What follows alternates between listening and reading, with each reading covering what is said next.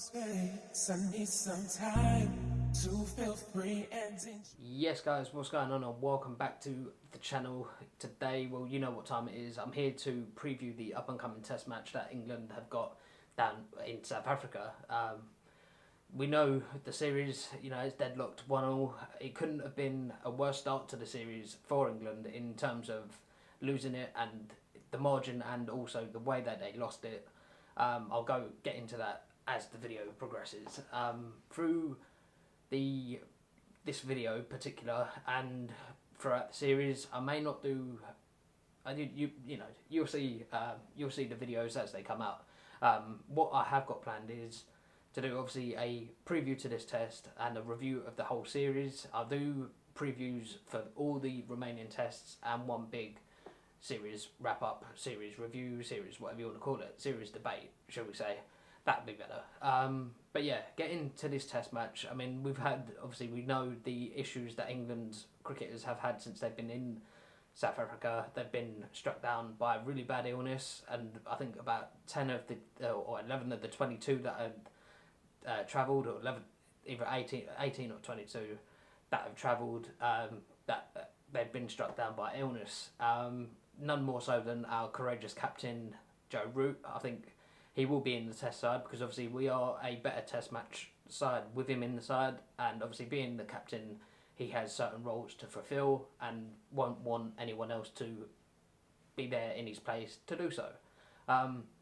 But going back to the first test, everyone was filled with anticipation, everyone was filled with, that excitement that only test match cricket in my eyes can bring, because I'm a lover of test match cricket more than probably many of you maybe that are watching, and more than, I don't know, but call it and put it down to the way I've been brought up. But I was brought up on test match cricket. Test match cricket was and is, I think, the greatest test, the greatest test of any match, any team, and also any individual. So because you obviously are tested through that 5 days mentally, emotionally and physically, but like I said, the way England lost that first test was nothing short of, there's ways to lose test matches, and obviously there's, as like in any sport, there's ways to lose and there's ways, to lose, I guess. But from England's point of view, they'll be looking at the batting more than the bowling, because our bowlers have been nothing short of fantastic. They've got the batsmen out of many difficult situations, difficult scenarios, whatever that the batsmen have put the bowlers under. The first test of the first innings, England, I believe we struck 269, should have got way above 300, perhaps maybe even 350, but and that's ultimately caused our downfall in that test match. We lost our in the first innings, we lost our last 7 wickets for 39 runs, and that's not test match quality. I don't care what anyone says, that's not test match quality, and that's not to say these test players are not test match quality. I just think at the time it's an all too familiar story with, and any England fan will tell you it's an all too familiar story in terms of it's happened too many times, and it happened in the second innings as well. In the second innings of the same test, they didn't learn. They went back out and they got absolutely castled from. They were blown from pillar to post, and and it was thrown from pillar to post, if you will. And they lost, I believe, their last 8. They lost the last 8 wickets or 7 wickets again for 40 runs, I think, or something like that, or something stupid, 42 runs or whatever it was.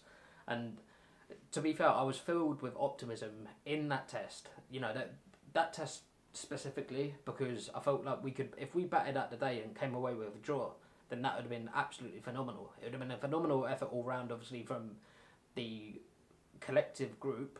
But in terms of, obviously, the result, we weren't able to do so. They went 1-0 up, and that was a deserved victory, because obviously they were the better side throughout the test match. They got all the three key elements right. They got the batting, the bowling and the fielding all spot on. Didn't drop any or many catches. I don't think they dropped any in the slips or throughout the field placings that they had in place, and everything just clicked for them. Leading into the second test, I mean, obviously this. I'm just going to just give you a quick wrap, quick wrap up. Those that you have followed, obviously you guys know what's, the SP and the situation. But the second test was a complete turnaround. It was like almost, they say a game of two halves. This was a game of two matches. Or like a test of two matches as such. England came with the grit, determination, the steel, and the ability. They all showed the ability that we all know that they're capable of. Obviously, England are trying to find that opening pairing. Went with, the unfortunate injury to Rory Burns, a cricketer getting injured playing football. Work that one out. I'm saying nothing. If I speak, I'm in trouble. I better not, But in terms of, I know they have to stay fit and all that and whatever, but that's all I would say about that. They, like I said, England are trying to find that pairing at the top. They're trying to, they've gone from having Andrew Strass and Alistair Cook being solid and, being able to rely on them more than anything, because that's what an opening test batsman needs to have. A key attribute of being able to be reliant upon, and going. I mean, like the people that they've got up there at the moment, the batters that they've got up there at the moment, Burns and Sibley. I mean, obviously Sibley's hella new to Test cricket, and I mean that's 100 that he struck in that second test. Boy, that was that's phenomenal. It was nothing short of just good old fashioned Test cricket, and that ended up being a pivotal knock, and being able to free up Ben Stokes to come in and smash. I think it was 72 from 46. That was and it was a joy to watch. I can't lie. As an England supporter, follower, part of the army as such, like we all are. It was just a joy to watch, and to be fair, nothing was too much. The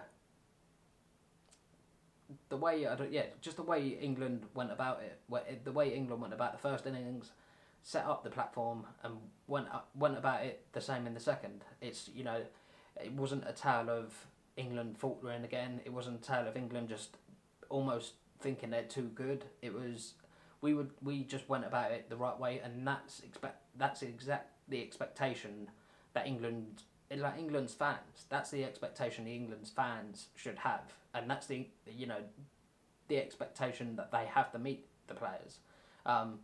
They've got to be able to hit that standard or hit those standards more often than not to be able to beat the best teams in the world. I mean, our class, even though South Africa have been going through a little bit up and down, as have England in the Test side as such. I think I believe they're still very much one of the best. And to be fair, it could be an even series. I think obviously being 1-1, it's probably a fair result thus far. I'm expecting England's bowlers to be spot on. I know there's a few doubts, and obviously whatever. And Jack Leach, I've heard, has flown back to the UK. So now Don Bess is the only only specialised spinner in the side. I know Root fancies himself, and Denley obviously played a pivotal knock and a pivotal role as a bowler in the first two Test matches, really. But I say, because we lost the first Test, the second Test was a lot better watching, and I think ultimately, if going forward, just looking to the future, I think England's Test match side need an overhaul. I think if Root goes on to lose this series, if he does, by no means would it be a disappointment, but it wouldn't be as big a disappointment as perhaps losing the Ashes. I mean, you only get so many kind of tries at being the captain, and I think we've seen over the period of time that Root has been our captain, he's it's not the consistency hasn't been there, and I think when Root is on song, everyone kind of raises their level to play and do better for the team. I think obviously shout out to Ben Stokes, massive shout out to Ben Stokes winning the ICC Cricketer of the Year. I don't think there was anyone that came close. I think the only honourable candidates or honourable mentions that you could say were obviously Steve Smith and Kane Williamson. I think because obviously Kane Williamson and Steve Smith have both been absolutely incredible, and obviously another honourable mention, Virat Kohli, because we all know Kohli is Kohli's Kohli, I guess. But back to the Test match, am I expecting England to win the whole series? Probably not, given the problems that we are facing and given whatever, like the kind of squad depth and whatnot. But am I expecting them to go down with a fight? Damn right I am. I'm expecting the fight, the determination, the steel, the grittiness, and hopefully everything goes right. If everything does go right, I believe we've got enough to beat South Africa, and hopefully we do so. It's going to be a mad 5 days, and I hope you guys all enjoy it. If you do follow cricket, I know I'm going to be enjoying it. I'm going to follow it, obviously only through, as and when I can watch it, I'll watch it. And let me know if you want day-by-day reviews, because I did that through the Ashes. Let me know if you want day-by-day reviews. Leave it in the comments down below. I will speak to you guys if you do so want day-by-day reviews. I'll see you then, and if not, I'll see you in the next Test match. Peace. I love you guys. Sweet. Cheers for the support.